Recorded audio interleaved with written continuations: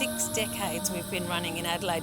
I couldn't think of a better project to celebrate 60 years of Adelaide Fringe than Yabarra Dreaming in Light. The story's about 6,000 years old, so we have been waiting for the technology to catch up to us. We don't see the technology as equipment for hire. We see the technology as an integral part of the co-creation of Yabarra. When people walk in through the cave into the space, they were just drawn back in time into another world that is old but is new at the same time.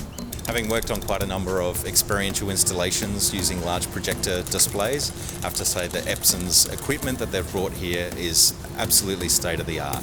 You can't do a project like this unless you do it collaboratively.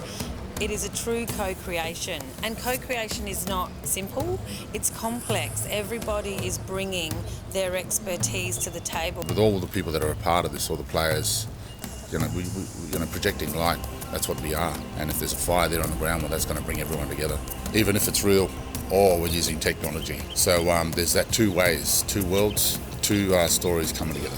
We're absolutely pushing the boundaries of what's possible. We've got dozens of screens in the space with stitched content across all of it for a seamless experience. We're not simply showing content over on one screen on this side and then something else on that side. Everything is integrated in an amazingly seamless experience. You feel like you're walking through a forest of spirit trees and animals. This is a very important story and a dreaming for everyone to understand, because it relates to the country and us and how we live together in the spirit of humanity.